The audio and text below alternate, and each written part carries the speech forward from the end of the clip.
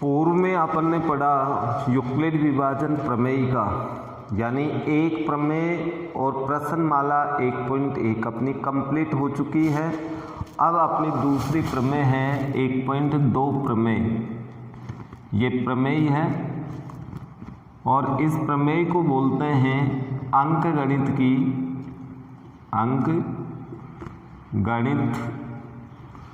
की आधारभूत प्रमेय, या इसका दूसरा नाम है गुणनखंड प्रमेय। इसको गुणनखंड प्रमेय के नाम से भी जाना जाता है, गुणनखंड प्रमेय। तो कई बार एक छोटा प्रश्न आपकी परीक्षा में आ जाता है कि अंकगणित की आधारभूत प्रमेय लिखिए या अंकगणित की आधारभूत प्रमेय को समझाइए या परिभाषित कीजिए। तो उस स्थिति में आपको इसकी डेफिनेशन यानी इसकी परिभाषा लिखनी है। परिभाषा होती है किसी भी अभाज्य संख्या को, किसी भी भाज्य संख्या को, भाज्य संख्या को अभाज्य संख्याओं के गुणनफल रूप में व्यक्त किया जा सकता है।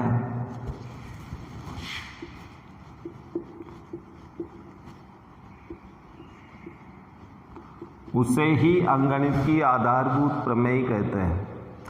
अथवा शॉर्ट रूप में अपन इसको इस प्रकार से व्यक्त कर सकते हैं या डेफिनेट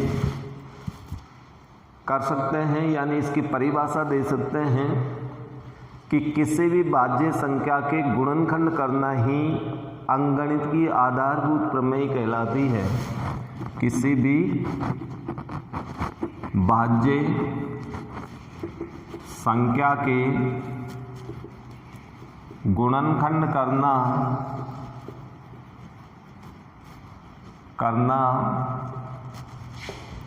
ही अंकगणित की आधारभूत प्रमेय कहलाती है। अंकगणित की आधारभूत प्रमेय कहलाती है।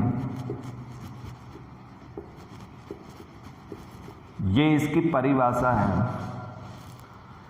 इसके पश्चात अपने पास आता है कि अपन किसी भी संख्या की पावर n लिखें तो n के किस मान के लिए वो शून्य पर समाप्त होगी।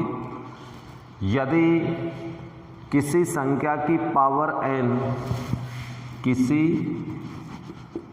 संख्या की घात n हो तो वह n के किसी मान के लिए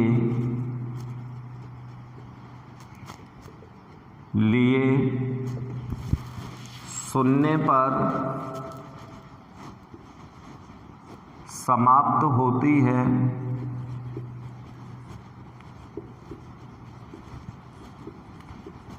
यदि उस संख्या में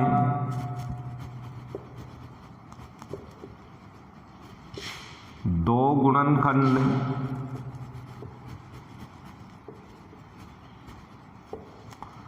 दो व 5 का स्थान हो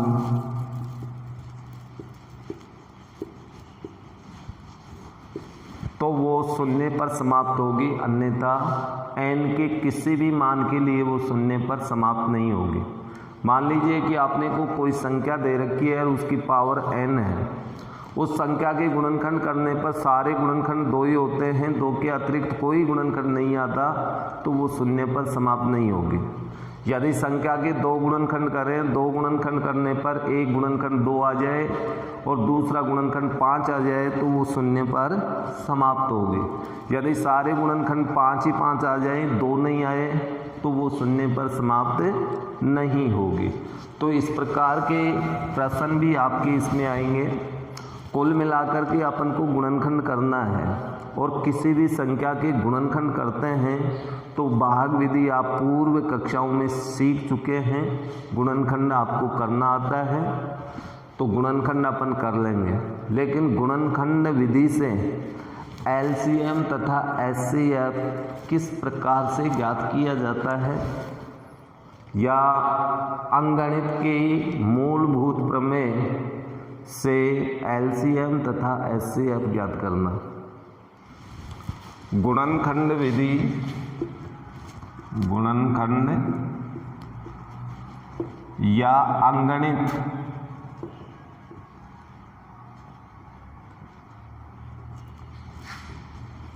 की मूलभूत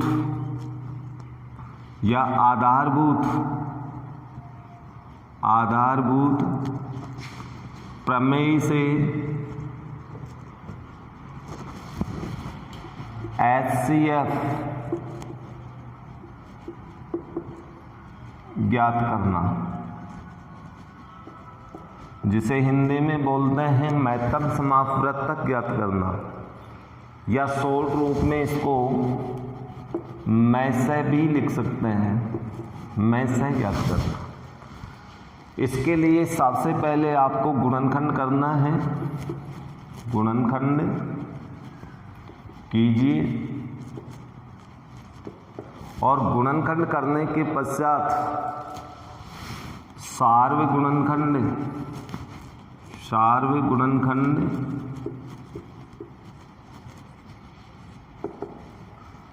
छांटे या उनमें से सार्वगुणनखंड आप अलग कर लें, अलग कीजिए। सार्वगुणनखंड अलग करने के पश्चात एचसीएफ बराबर सार्वगुणनखंड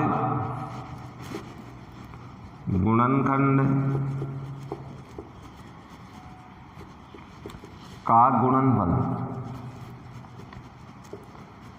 एचसीएफ होगा। यानी कहने का मतलब आपको पहले गुणनखंड करना है नंबर 2 पर, उनमें से सार्वगुणनखंड छांटे और सार्वगुणनखंड में भी न्यूनतम घात और जितने वो आपके पास आए उन सबको गुणा करने पर एचसीएफ प्राप्त होगा। इसके पश्चात नंबर 2 एलसीएम ज्ञात करना, अर्थात इसको संक्षिप्त में लैसे या लघुत्तम समापवर्त्य कहते हैं। और इसे ज्ञात करने के लिए पहला काम वही करना है, गुणनखंड कीजिए। गुणनखंड करने के पश्चात सभी उच्चतम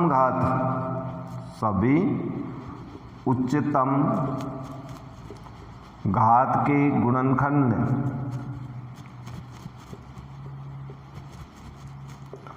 अलग कीजिए और इन अलग किए हुए गुणनखंडों को जब अपन गुणा करेंगे तो एलसीएम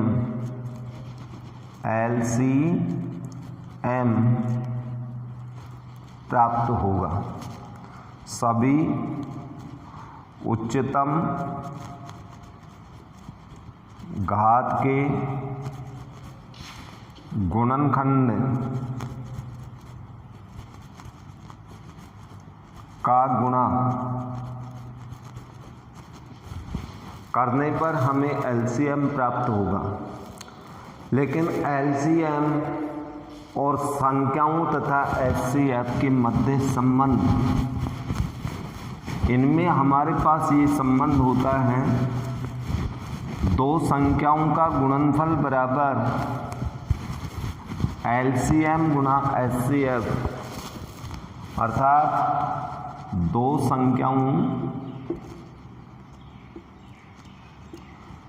का गुणनफल बराबर HCF गुणा LCM। यानी कोई भी दो संख्या आपको दे रखी हैं तो उन दोनों का गुणनफल उनके LCM तथा HCF के गुणनफल के बराबर होती है। यानी दो संख्या HCF और LCM टोटल 4 नंबर हो गए। 4 में से 3 नंबर दे तो आप एक नंबर को ज्ञात कर सकते हैं। जैसे मान लो कि आपको यहाँ पर HCF ज्ञात करना है। दोनों संख्या दे रखी हैं तो दोनों का गुणनफल बटा LCM। दोनों संख्याओं को गुणा करके LCM का भाग दे दे। इसी तरह से LCM ज्ञात करना हो तो दोनों के गुणनफल में HCF का भाग दे दें।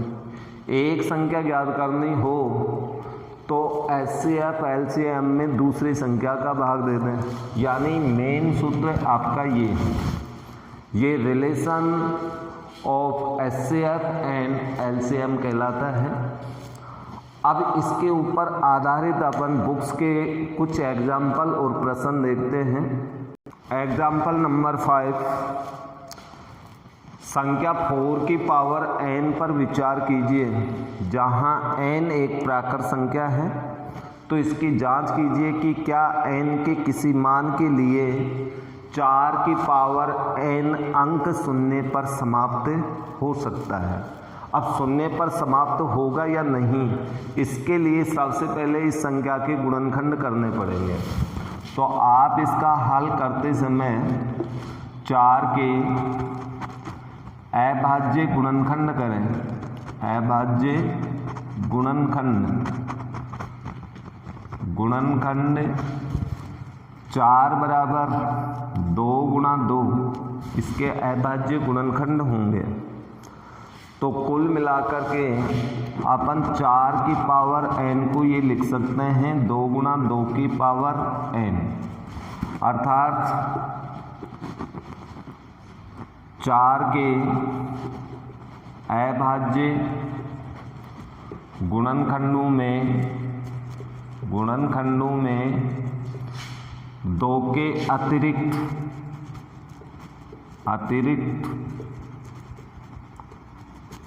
अन्य गुणनखंड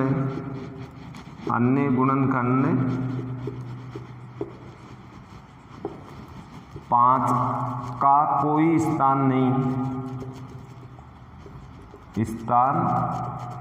नहीं है। इसलिए n के किसी भी मान के लिए 4 की पावर n अंक शून्य पर समाप्त नहीं होगा। शून्य पर समाप्त नहीं होगा। यदि आपने पास गुणनखंड 2 भी आता इसका और 5 भी आता तो फिर n के किसी न किसी मान के लिए ये शून्य पर समाप्त हो जाती। अब चाहे आप 4 की पावर n है, इसमें n बराबर 1 2 3 4 5 अनंत तक कोई भी मान रखो, लेकिन जो प्राप्त संख्या होगी उसमें इकाई का स्थान 0 नहीं होगा। जैसे 4 की पावर 1 करें तो 4 शून्य पर समाप्त नहीं हुई। 4 की पावर 2 करें तो 16 आएगा, शून्य पर नहीं हुई। 4 की पावर 3 करेंगे तो कितना आएगा 64, तब भी इकाई अंक 4 है, शून्य तो नहीं हुआ। 4 की पावर 4 कर दें तो अब मान आएगा 128, अभी भी शून्य पर समाप्त नहीं हुई। इस प्रकार आप n का मान कितना भी बढ़ाते हुए प्राकृत संख्या में रखते जाएं, कभी भी उसका मान शून्य पर समाप्त नहीं होगा, अर्थात इकाई स्थान पर मान शून्य नहीं आएगा। ओके। 6 और 20 का अभाज्य गुणनखंड विधि से HCF तथा LCM ज्ञात कीजिए। अब आपको अंकगणित के आधारभूत प्रमेय के प्रयोग से HCF में से और ले से दोनों ज्ञात करने हैं। तो इसे हल करने के लिए सबसे पहले अपन 6 के अभाज्य गुणनखंड करें। भाग विधि से आपने पूर्व कक्षाओं में वैसे सीखा था। तो इसमें 2 का भाग जा रहा है 3 आएगा, फिर 3 में 3 का भाग देंगे 1 आएगा।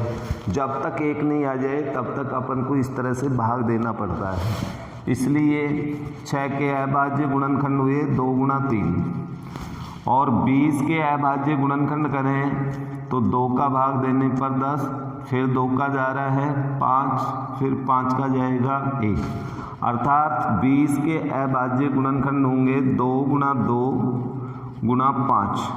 या फिर इसको अभाज्य गुणनखंडों में कोई भी गुणनखंड 1 से अधिक बार हो तो उसे घात रूप में लिखना है। 2 बार आ रहा है तो इसकी पावर 2 गुणा 5। ये घात रूप में अभाज्य गुणनखंड है 20 के। तो यहाँ पर दोनों संख्याओं के हमने अभाज्य गुणनखंड कर दिया। अब अपन को ज्ञात करना है एलसीएम तथा एचसीएफ। तो एलसीएम के लिए आपको लिखना है सभी गुणनखंड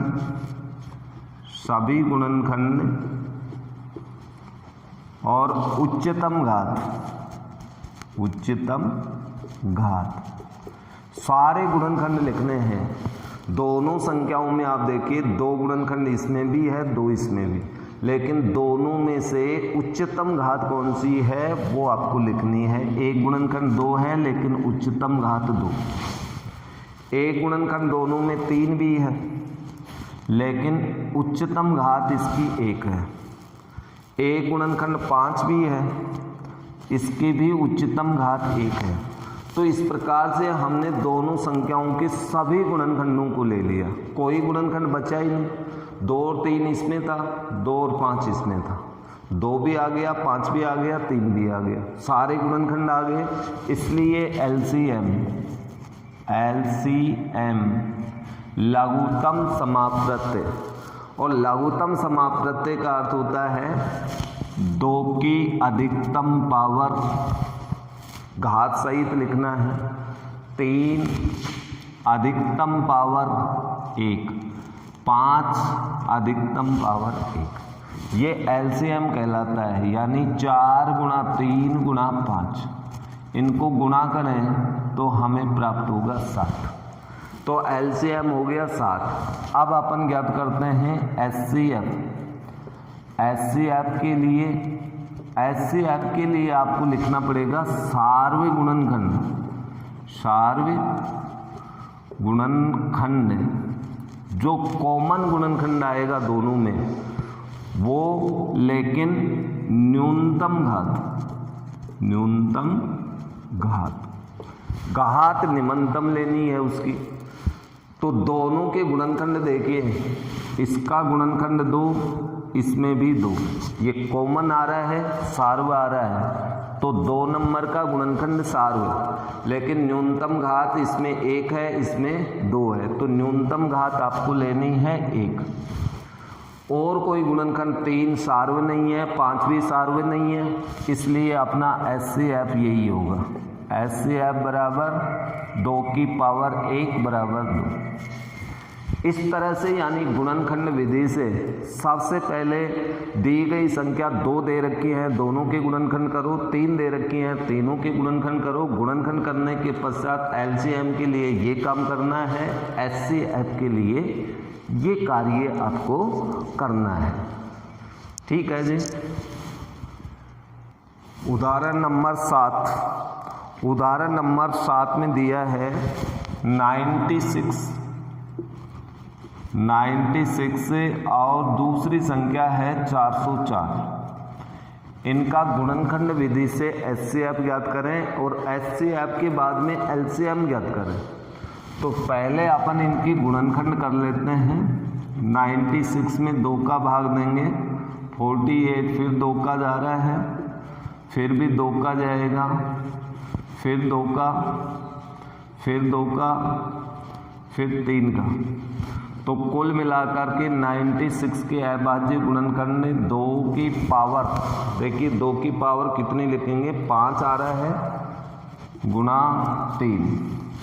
और 404 में 2 का भाग दिया 202, फिर 2 का जा रहा है 101 और 101 में तो 101 का ही जाएगा। इसलिए 404 के अभाज्य गुणनखंड हमारे पास हुआ 2 की पावर 2 गुणा 101। ओके, हमें ज्ञात करना है एचसीएफ के लिए। किताब की नकल मत करना, किताब में इस टाइप से नहीं दे रखा है, आपको तो सिर्फ एचसीएफ के लिए सार्व गुणनखंड दोनों में से जो कॉमन आ रहा है वो गुणनखंड लिखना है, उसकी न्यूनतम घात। तो सार्व गुणनखंड 2 है, न्यूनतम घात भी 2 है, इसलिए एचसीएफ बराबर हमारे पास आएगा 2 की पावर 2 बराबर 4। एचसीएफ प्राप्त हो गया, और जब एचसीएफ प्राप्त हो गया तो एलसीएम बराबर अपन ये सूत्र भी लगा सकते हैं, एलसीएम बराबर दोनों संख्याओं का गुणनफल, यानी 96 गुणा 404 का गुणनफल बटा एचसीएफ। इस सूत्र का प्रयोग करें, दो संख्याओं का गुणनफल बटा एचसीएफ, तो भी एलसीएम हमें प्राप्त होगा। तो एक एचसीएफ ज्ञात करने के बाद में एलसीएम हम इस प्रकार से ज्ञात कर सकते हैं। तो 96 से इंटू 404 बटा एचसीएफ 4 है, 4 एकम 4 और ये 24 चौक 96, यानी कुल मिला के 24 गुणा 404। अब 24 को 4 से गुणा करेंगे 96, फिर 4 से किया 96, तो आपका एलसीएम होगा 9696। ओके, तो इस प्रकार से अपन गुणनखंड विधि का प्रयोग करके संख्याओं का, 2 या 2 से अधिक संख्याओं का एलसीएम तथा एचसीएफ ज्ञात करते हैं। ये उदाहरण नंबर 8 है, जिसमें हमें 3 संख्या दे रखी हैं, 6, 72 एंड 120। तो इन तीनों संख्याओं के गुणनखंड विधि से एचसीएफ तथा एलसीएम दोनों ज्ञात करने हैं। तो अपन इसको हल करते समय वही अभाज्य गुणनखंड, 6 के अभाज्य गुणनखंड अपन जानते हैं 2 गुणा 3 होता है। 72 के करके देख लो आप, 72 के अभाज्य गुणनखंड 36, फिर 2 का भाग 18, फिर 2 का भाग 9, 3 का भाग 3, फिर 3 का भाग 1। इसलिए 18 के गुणनखंड हो गए, 72 के गुणनखंड हो गए 2 की पावर 3। घात रूप में लिखने हैं गुणनखंड भाई, 2 1 2 3 बार आ रहा है तो 2 की पावर 3 और 3 2 बार आ रहा है, तो घात रूप में 72 के गुणनखंड। 120 का गुणनखंड करें तो भाग विधि से 2 का भाग दें 7, फिर 2 का दें 30, फिर 2 का जा रहा है 15, फिर 3 का जाएगा 5, फिर 5 का 1। तो 120 के अभाज्य गुणनखंड होंगे 2 की पावर 3 गुणा 3 की पावर 1 गुणा 5 की पावर 1। तीनों के अभाज्य गुणनखंड कर दिए। एचसीएफ के लिए एचसीएफ ज्ञात करना हो तो सार्व गुणनखंड और न्यूनतम घात या छोटी घात, न्यूनतम घात देख लेते हैं। तीनों में से सार्व देखिए, 2 इसमें है, 2 इसमें भी है, इसमें भी है, अर्थात एक तो 2 सार्व है, 3 इसमें भी है, इसमें भी है, इसमें भी है, एक 3 सार्व है। लेकिन अब इनकी न्यूनतम घात, 2 की न्यूनतम घात 1 आ रही है, पहले में 1 घात, इसमें 3 है, इसमें 3 है, तो न्यूनतम तो 1 हुई। फिर 3 की घात देखें, इसमें 1 आ रही है, इसमें 2 आ रही है, इसमें 1, तो न्यूनतम घात तो 1 हुई। इसलिए एचसीएफ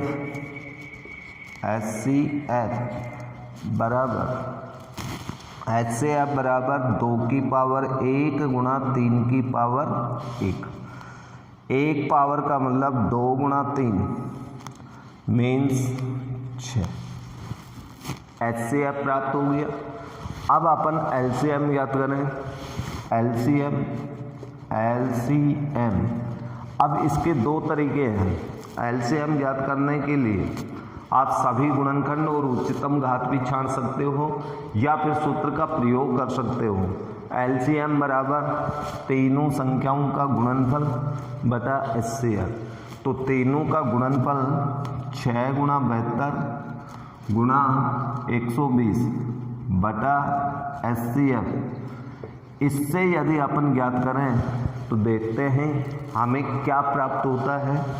6 72 120 एचसीएफ अपना 6 से 6 कट जाएगा तो अपने पास 72 गुणा 12, 72 को 12 से गुणा कीजिए तो अपने पास आएगा 0, 12 दूना 24, हासिल 2, 84 और 2 86, 8640 इससे प्राप्त होता है, जो कि एलसीएम बिल्कुल गलत है। तो ये इस प्रकार से नहीं होकर अभाज्य गुणनखंड विधि से ही होगा, क्योंकि ये 3 संख्या का मैटर है और ये सूत्र अपने पास केवल 2 संख्याओं का ही था। यदि आप 2 संख्याओं की तरह कर दिया तो एलसीएम आपका इसमें गलत प्राप्त होगा। तो ये इस प्रकार से नहीं होगा। तो फिर कैसे होगा?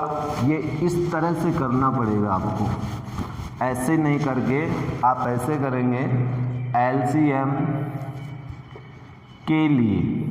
अब एलसीएम के लिए आपको लिखना पड़ेगा सभी गुणनखंड, सारे गुणनखंड लिखो इसके, और उच्चतम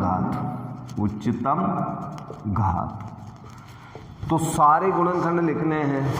एक गुणनखंड 2 भी आ रहा है, 3 भी आ रहा है और 5 भी आ रहा है। 3 ही प्रकार के गुणनखंड हैं, देख लो 2 3 2 3 2 3 5 सभी गुणनखंड आ गए। 2 की उच्चतम घात 3 है। 3 की ज़्यादा से ज़्यादा पावर देखिए इसमें 2 आ रही है तो ये 2। 5 की अधिकतम घात 1 है, इसलिए एलसीएम अब आएगा आपका 2 की उच्चतम घात 3 गुणा 3 की उच्चतम घात 2 गुणा 5 की उच्चतम घात 1। इन सबको गुणा करें। 2 की पावर 3 ये होगा 8, 3 की पावर 2 मीन्स 9 और ये 5, तो ये हो गया 8 नाम 72 गुणा 5। अब 72 को 5 से गुणा करो, 10 35 1 36, तो आपका अभिष्ट आंसर, राइट आंसर 360 होगा। तो 3 संख्याओं में एलसीएम ऐसे ही निकलेगा, लेकिन 2 संख्याओं के लिए हम पहले वाले सूत्र का प्रयोग कर सकते हैं कि एलसीएम बराबर 2 संख्याओं का गुणनफल बटा एचसीएम, लेकिन 3 के लिए नहीं। ओके, तो इस प्रकार से अपन इस प्रश्नमाला में देख रहे हैं कि जो अंकगणित की आधारभूत प्रमेय है, इस अंकगणित की आधारभूत प्रमेय में कुछ भी नहीं करना, बस संख्याओं का गुणनखंड करना है। संख्याओं का जिसको गुणनखंड करना आता है वो उसका एचसीएफ भी निकाल सकता है, वो उसका एलसीएम भी निकाल सकता है, तथा ये भी बता सकता है कि कौन सी संख्या की घात करने पर वो शून्य पर समाप्त होगी अथवा नहीं होगी। तो आगे आप प्रश्नमाला 1.2 के क्वेश्चन देखते हैं। उदाहरण अपने लगभग कंप्लीट हो गए। देखिए एक्सरसाइज 1.2 प्रश्नमाला में सभी प्रश्न गुणनखंड विधि के हैं। वैसे या तो केवल गुणनखंड करवा रहा है या गुणनखंड विधि का प्रयोग करते हुए एचसीएफ अथवा एलसीएम ज्ञात करवा रहा है। लेकिन कभी कभी परीक्षा के अंदर गुणनखंड विधि के स्थान पर अंकगणित की मूलभूत प्रमेय या आधारभूत प्रमेय लिखा आ जाता है।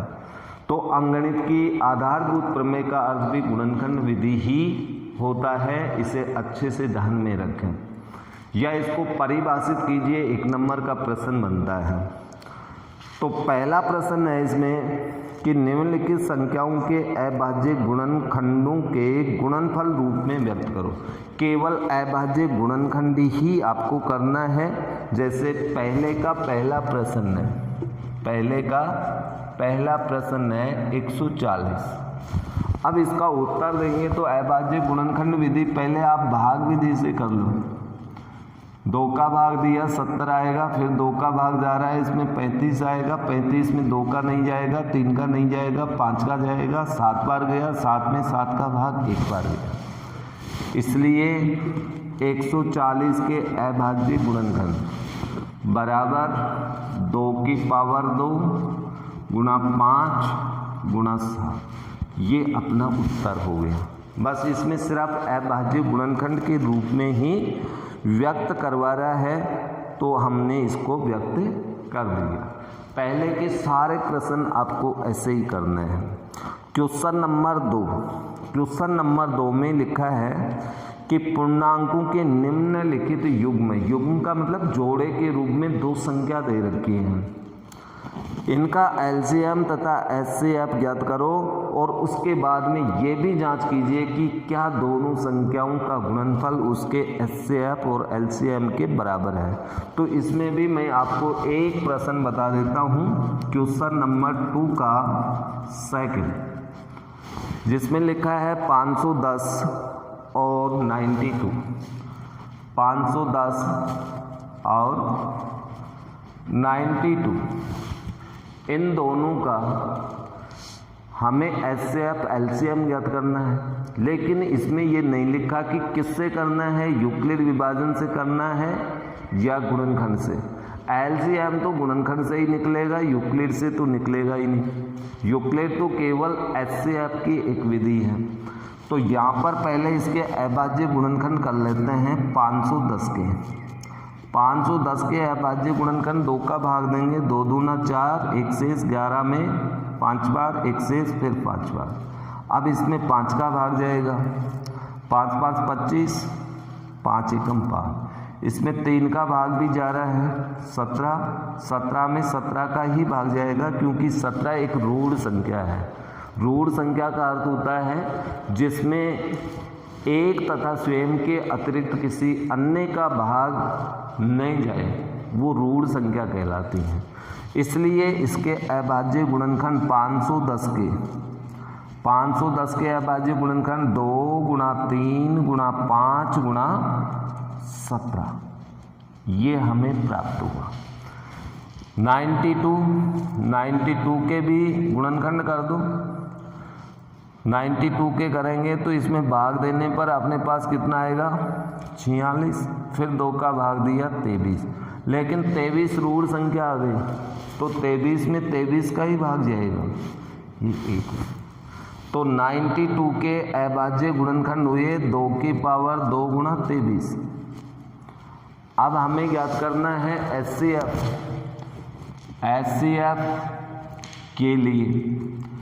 एचसीएफ के लिए तो वो ही लिखना पड़ेगा आपको, सार्व गुणनखंड व न्यूनतम घात। अब इनमें से सार्व गुणनखंड देखिए, 2 इसमें भी है 2 इसमें भी है, एक ही गुणनखंड कॉमन है, लेकिन न्यूनतम घात 1 होगी, 2 की घात 1। इसके अतिरिक्त कोई गुणनखंड कॉमन नहीं, इसलिए एचसीएफ बराबर आ गया 2 की पावर 1 बराबर 2, 1 तो निकल गया। अब एलसीएम के लिए देखते हैं। इसमें लिखना पड़ेगा सभी गुणनखंड, सारे के सारे गुणनखंड लिखो और उनके भी क्या लिखें, उच्चतम घात। ज़्यादा से ज़्यादा पावर लें तो सारे गुणनखंडों में 2 भी है, 3 भी है, 5 भी है, 17 भी है, 23 भी है। तो एक तो हुआ 2, 3, 5, 17, 23। 2 की उच्चतम घात 2, बाकी सब की एक घात है, 17 की भी एक, 23 की भी एक। इसलिए एलसीएम का मान होगा 2 की पावर 2 गुणा 3 की पावर 1, 5 की पावर 1, 17 की पावर 1 एंड 23 की पावर 1। किसी भी संख्या की घात 1 हो तो उसे लिखते नहीं हैं। तो हमें एलसीएम प्राप्त हुआ 4 गुणा 3 गुणा 5 गुणा 17 गुणा 23। इन सबको गुणा कीजिए। 3 को 4 से गुणा किया 12, 12 को 5 से किया 60 और 60 को 17 से, 60 गुणा 17, 17 चिका 102, ये प्राप्त। और इसको आप करना है 23 से, तो 0, 23 दूँगा 46, 23,460, 23,460, ये इसका एलसीएम प्राप्त हुआ। अब इसकी जांच करनी है। जांच करने के लिए अपने पास फॉर्मूला है, उस फॉर्मूले के अंदर मान रखेंगे। तो मैं ये यहाँ पर ऊपर की तरफ लिख रहा हूँ, जांच बराबर दोनों संख्याओं का गुणनफल, दोनों संख्याओं का गुणनफल बराबर HCF गुणा LCM। चलो इसमें मान रख दो, दोनों संख्या बोलो, 510 गुणा 92, HCF कितना है, HCF 2, ये है 23,460। इसको इससे गुणा करते हैं तो 0, 92 को 1 से गुणा किया 2, 9 हासिल, 92 पंजे 5 से गुणा करेंगे तो अपने पास कितना आएगा, 500 में से 40 कम करो 460, 460 और 9 469, ये प्राप्त हुआ। ओके, अब इसके बाद में इसको 2 से गुणा करो, 12 का 2, 8 1 9, 3 दूना 6, 2 दूना 4, तो दोनों बिल्कुल बराबर हैं। ये इसकी जांच हो गई। तो इस तरह से आपको दूसरे प्रश्न के शेष बचा पहला और तीसरा प्रश्न आपको करना है। तीसरा प्रश्न देखें अभ्यास का, तो अभाज्य गुणनखंड विधि द्वारा निम्न पूर्णांकों के HCF LCM ज्ञात करने हैं। तो गुणनखंड करके HCF LCM अब आप कर ही लेंगे, तो तीसरा प्रश्न भी आप करेंगे। लेकिन इससे पूर्व आपको एक नोट लिखा देता हूँ। नोट मीन्स विशेष बात, जब दी गई सभी संख्या 2 या 2 से अधिक जितने भी हैं, 3 हैं या 2 हैं, जब 2 या 2 से अधिक, 2 या अधिक संख्या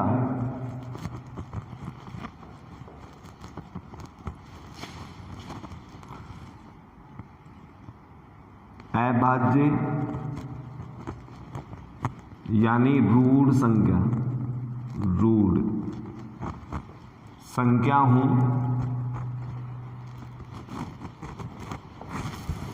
तो HCF 1 होता है। यानी आपके पास दी गई संख्या ऐसी हों जिनके गुणनखंड ही नहीं होते हों, यानी रूढ़ संख्या दे रखी हों, तो फिर उनका HCF 1 होगा। ठीक है जी। नंबर 2, जब 2 या अधिक संख्या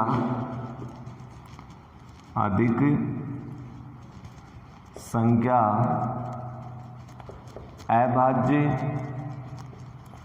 यानी वही रूढ़ संख्या हूं, तो LCM बराबर उन संख्याओं का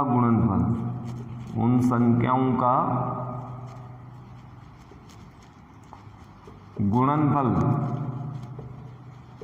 यानी उनको जो रूढ़ संख्या 2 या 3 दे रखी है उनको आपस में गुणा कर दे, उसी से आपके पास ये आ जाएगा। और ये क्वेश्चन नंबर जो आपका 3 का सेकंड नंबर प्रश्न दे रखा है, जिसमें आपको संख्या ही दे रखी है 17, 23 एंड 29।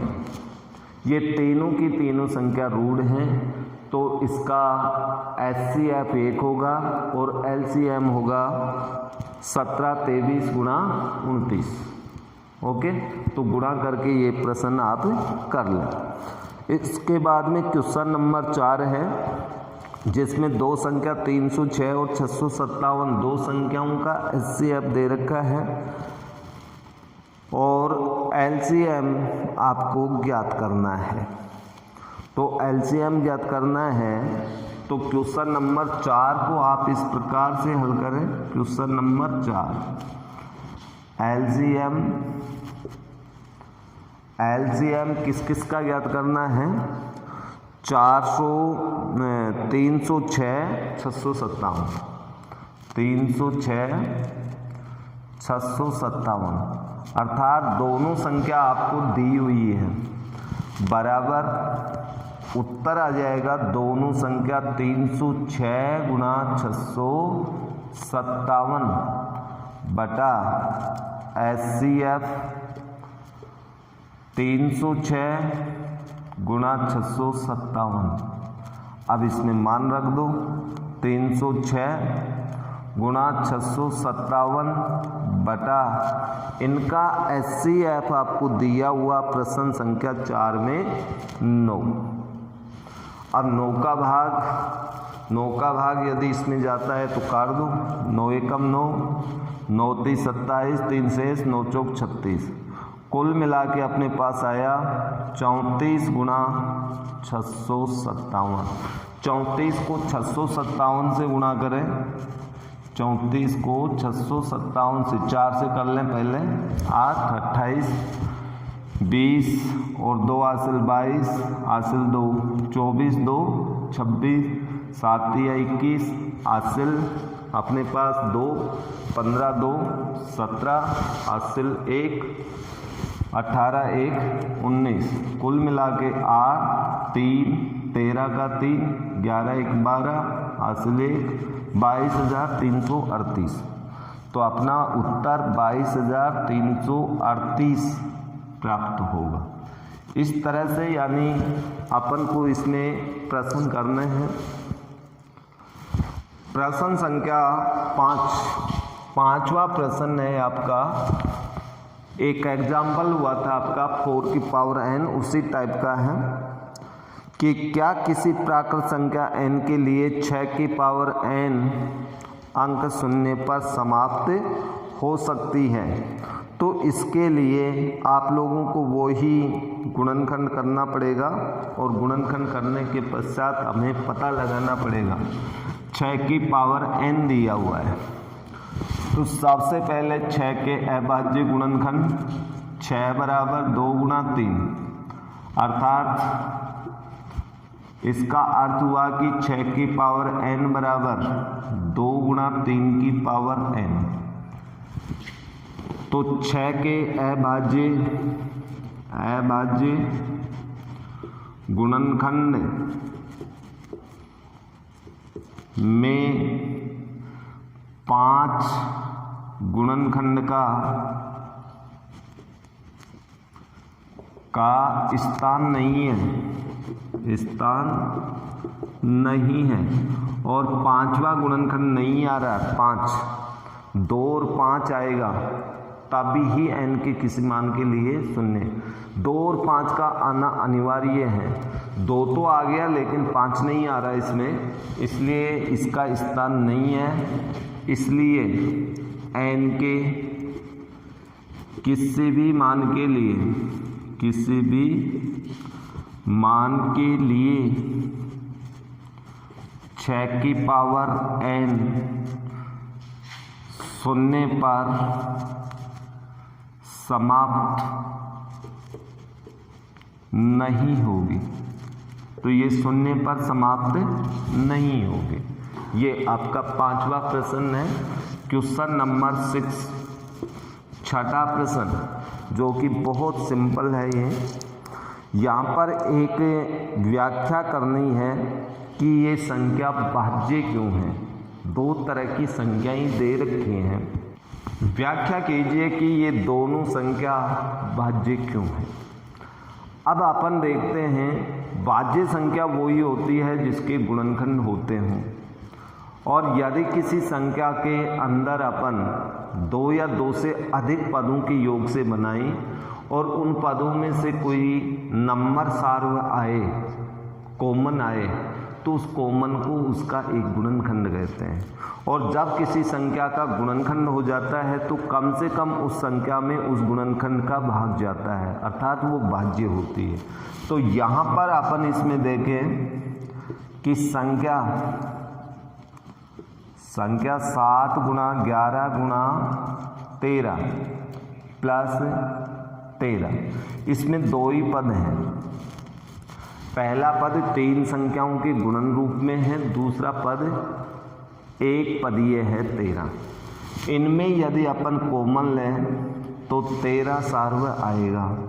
13 को कॉमन लेने पर 11 प्लस 1 यहाँ से इस बचेगी, अर्थात इसका एक गुणनखंड, अर्थात इसका एक गुणनखंड हमें प्राप्त हो गया। गुणनखंड 13 है, इसलिए भाज्य है, इसलिए ये भाज्य होगी। नंबर 2 में देखें तो इसमें केवल 2 ही पद हैं। आपको 2 ही पद दिखाई दे रहे होंगे। पहले पद में ये सारे नंबर गुणा में हैं तो एक पद हुआ, दूसरे में एक पद ये संख्या है। यदि इसमें भी अपन कॉमन लें तो यहाँ से 5 कॉमन आ रहा है तो अंदर बचेगा 7 × 6 × 4 × 3 × 2 × 1 प्लस 1, अर्थात इसका भी एक गुणनखंड, अर्थात इसका भी एक गुणनखंड, इसका भी एक गुणनखंड 5 है, इसलिए यह भी 5 से भाज्य, ये भी 5 से भाज्य है। ये इसकी व्याख्या है, अर्थात ये दोनों संख्या भाज्य संख्या है, क्योंकि दोनों के अंदर इसमें एक गुणनखंड 13 आ रहा है, इसमें एक गुणनखंड 5 आ रहा है। ओके, अब इसके बाद में इसका लास्ट प्रश्न है 1.2 का। 7वां प्रश्न है कि एक वृत्ताकार मैदान में 2 व्यक्ति चक्कर लगाते हैं। एक स्थान से लगाना प्रारंभ करते हैं जिसमें सोनिया एक चक्कर 18 मिनट में लगाती है, जबकि दूसरा रवि नाम का लड़का है जो 12 मिनट में एक चक्कर लगा लेता है, अर्थात दोनों का टाइम अलग अलग है। यदि दोनों एक ही स्थान से एक ही समय दौड़ना प्रारंभ करें तो पुनः वह कितने समय पश्चात एक दूसरे को मिलेंगे। तो एक दूसरे को मिलने का टाइम जैसे राउंड बाई राउंड आएगा, तो अपन यहाँ से प्रारंभ करें तो ये तो 12 मिनट में चक्कर लगा के चला गया, वो 12 मिनट में सानिया यहीं पूछेगी, अर्थात ये दौड़ता हुआ ज़्यादा चक्कर लगाता हुआ सानिया को पूछेगा, लेकिन कितने समय पश्चात वो दोनों एक दूसरे को मिलेंगे, अर्थात दोनों का टाइम ज्ञात करें अपन। तो ज़्यादा वेट अपन नहीं कर सकते, इसलिए इंतज़ार कम करना पड़े ऐसा टाइम अपन को ज्ञात करना पड़ेगा, अर्थात कम से कम समय, न्यूनतम समय, और न्यूनतम समय के लिए तो एलसीएम ज्ञात करना पड़ेगा, अर्थात 18 व 12 का एलसीएम ज्ञात करें। तो आप यहाँ लिखेंगे पुनः मिलने का न्यूनतम समय के लिए 18 व 12 का LCM। अब LCM ज्ञात करें तो 18 के अभाज्य गुणनखंड, 2 का भाग 9, फिर 3 का 3, 3, 1। इसी तरह से 12 के अभाज्य गुणनखंड 2, 6, 3, फिर 2 का ही दे लीजिए 3, 1। इसलिए अपने पास अभाज्य गुणनखंड होंगे 18 के 2 गुणा 3 की पावर 2 और 12 के अभाज्य गुणनखंड होंगे 2 की पावर 2 गुणा 3। इसलिए न्यूनतम समय या LCM बराबर के लिए अपन को वो ही लिखना पड़ेगा, सभी गुणनखंड